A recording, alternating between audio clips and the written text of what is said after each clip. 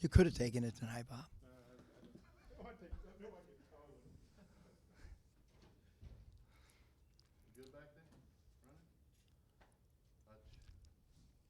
Coach, just what were your overall thoughts? It seemed like the first half may have been one of your better halves of basketball of late. Yeah, I mean, first of all, I'd probably like incredible energy from the crowd. You know, all of us, like all the players, coaching staff, we want to thank like event management team and the marketing department for, you know, helping navigate tonight because not easy to get people here and create that excitement. So we want to thank them. Now to your question, Hutch. Great first half defensively. I mean, it's just you don't see a college basketball game where where somebody you hold them to 3 for 25. We were extremely excited to play this game based on how the game went down in Baton Rouge. I thought we had a group that was really motivated the last 48 hours. And as we got closer and closer to tip-off, there was no external motivation needed. That locker room, I feel like, was extremely motivated to play this game. And then when LSU kind of went on a run to cut it to 11 in the second half, Devo told us he was the one that called the timeout there. Have you ever had a player do that for you in the college level, and what did you think? And it seemed like it worked out. Yeah, probably Devo's done that about 3 times, maybe 4. I know he did it at least once as a freshman. Probably 2 parties, probably tired, mad, knows I'm not going to call one. So you add those 3 together, and he called it himself. We got plenty. I mean, he could probably call 2 or 3, and we'd still have enough left for late game if we need it. Yeah, Eric, it was a good bounce-back game for Ricky. What'd you think of his all-around game? He had a lot of assists and boards, and just the fact that he didn't play well, obviously, the last game, and bounced back pretty well. What'd you think of that? Yeah, I think with Ricky, we feel like he's such a great athlete that he needs to help us defensive rebounding. That was a big point of emphasis from the last game, and he went out and had 6 defensive rebounds, and then certainly his 7 assists because he does draw defensive attention. So his 7 assists tonight, and he had some games earlier with 4, 5, 6 assists. I think in Maui he had a night of pretty high volume assists, and I thought our shot selection was really good tonight. We just settled and took ill-advised shots against LSU in their own building. I thought we cleaned that up a lot tonight. And then you guys, the 3-point shooting. I mean, 4-25 down there, 5 of 13 9. Really, you guys have been shooting from 3 pretty well. What do you think's been the key to that? I just think guys have really been putting in the work. I mean, we've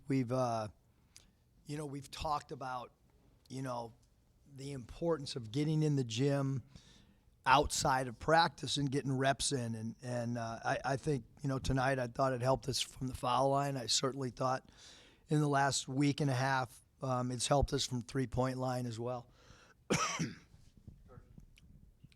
Just back to Devo's game, 2 ways tonight. I mean, 7 of 8 from the floor, and then the job he did defensively. Just what'd you make of the performance by him and just the confidence that he's playing with right now?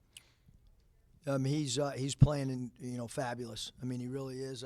Defensively, I mean, it's every single night. Because the defensive job that we did on number 12 KJ Williams and 44 Adam Miller. I mean, those 2 guys are really good offensive players. Those 2 guys are perfectly capable of putting up really good numbers from an offensive standpoint. And I thought Devo did a really good job just chasing, Miller, because they bring him off a lot of screens and he cuts hard. And then certainly from an offensive standpoint, I mean, he was very, very vocal in timeouts tonight throughout the whole game. And we've kind of been waiting on someone to emerge a leader with their voice instead of, it being the coaching staff. And I think he's kind of turned the corner on that. And tonight was by far the most vocal that I've seen him in huddles. And then I know every game takes on its own identity, but how important have these last 2 games here at home been just in terms of generating some confidence and momentum to carry moving forward after a bit of a rough stretch? Yeah, I mean, certainly when the schedule came out and we had 4 of our first 6 on the road, and a couple of those road games, we'd love to play them again now, just because we're gaining a little bit of rhythm maybe. We're a more confident team. I don't think that our younger guys and maybe some of our newer guys really knew what to expect in the SEC going on the road. Not that it's going to change the results when we go the next time on the road in the SEC or Baylor, but I do think there's a okay. Now we kind of know what expectations can be, whereas I think there was a lot of unknown in those first few road games. Yeah, Coach, how good was it to see those fast break points and points off turnovers in the first half? Yeah, I mean, when we are active defensively and getting our hands on balls and having our defense create offense, we're a really good team in transition. I thought we did that, especially in the first half. That's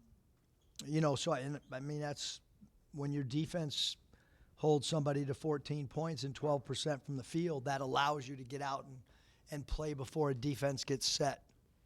And then just Mekhi Mitchell's night, 10 points, 8 rebounds, had a couple of those alley-oops there late in the second half. Just what do you think about him? Yeah, I thought he played really well. Close to a double-double. His 3 blocks, I thought he did a great job interior. He was assigned to number 12, KJ Williams, did a great job of walling him up, going vertical, holding him to 2 for 10.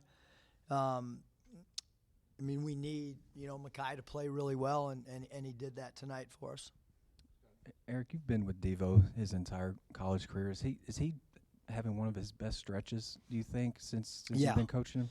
There's no doubt. I mean, the biggest thing is, and my wife said it, 2 days ago, is his shot selection's been unbelievable. He's playing the point guard with Anthony. He's, tonight he was, telling us to slow it down and get a good shot and milk the shot clock. And that's, maturity on his part. It's him understanding, the system, understanding what we're looking for at certain stretch, down the stretch. Defensively, again, it's another level, and now offensively, he's doing the same exact thing from an offensive standpoint. He's doing a good job taking care of the basketball, and it's really cool to see growth in his game, both as a leader and offensively and defensively. He keeps getting better. I don't know how that's possible, but he keeps doing it. You've mentioned that he's been pretty vocal in huddles too. How are the guys kind of responding to that? And then what's it like? It's your 3rd year with the guy. Just what's it like kind of seeing that growth from him? Yeah, I think the players have kind of been waiting for some internal leadership. I really do. I mean, it's interesting because I have so many friends that come and observe practice, people from out of town that might not know our players' personalities, and I love to get their feedback. And one of the themes has been it's a group that does a great job listening and trying to do the right things, but at times a little bit quiet. Unlike maybe some of our other teams that we kind of knew, Jalen Williams was going to be really, really vocal. Mason Jones, really, really vocal. J.D. Note knew exactly what we wanted. So we've had some Jimmy Witt, we've had some Jalen Tate, we've had some real vocal guys. And we need Devo to continue to evolve into that guy for us. AB was just in here and told us that Jalen Graham kind of gave you all a spark off the bench tonight. He's plus 20 in 17 minutes. What did you make of his overall performance? Yeah, I mean, he's an offensive weapon, for sure. I think, defensive rebounding did a better job tonight than maybe some other games. And, when he's a different player than Kamani because we use him in the hot spot against the zone some, and he's got a little bit of a floater, and Kamani's more physical and gives you offensive rebounding and depending on the night, depends on the guy. and both of them need to be ready for sure coming off that bench for us, especially why one of the Mitchells is out with his injury. Speaking of Mikal, we saw him dressed out. Didn't look like he was available. Do you have any update on him? No, he's day to day. Was out for sure tonight. I mean, the suiting up, I just felt like we got enough dudes in street clothes. Can you just suit up so that when I look down there, I think I have another body? And he was like, yeah, sure, coach, because he did not have his shoe tied. I promise you that. Eric, you touched on points off turnovers. That was a really big stat for y'all in your hot start to non-conference. It didn't go real well. Now you guys kind of flipped back last game and especially tonight. What do you think's been the key to that, and how important is it? And do you think that's something you can keep going? Yeah, I think I think naturally teams take a little bit better care of the ball at home. Maybe with our crowd, we're able to get into people a little bit more. But we certainly want to take that on the road. I think in neutral site games, we did a great job, of creating turnovers, whether it be Little Rock, whether it be Tulsa, whether it be in Maui. So we need to now do that we need to create some turnovers on a true road game. And I don't know, maybe you've taken the microphone after a game before. If so, I've forgotten. But what prompted you to do that? And just what did you think of the crowd given pretty bad weather? I had a friend in from Palm Springs and another one in from Atlanta, and I told them they're gonna see an incredible atmosphere, and they were like, well, how is that going to happen with the weather? And I said, just watch. And but we, throughout the day, we kept getting ticket requests from friends and people we know, and I thought that was pretty intriguing because, I kept asking the staff, you guys got any extra tickets? And I kept waiting for people to say, yeah, I got extra tickets, and everybody kept saying, no, people keep calling us. But I grabbed the mic just because I felt like they deserved a huge thank you because the weather is not good out there right now.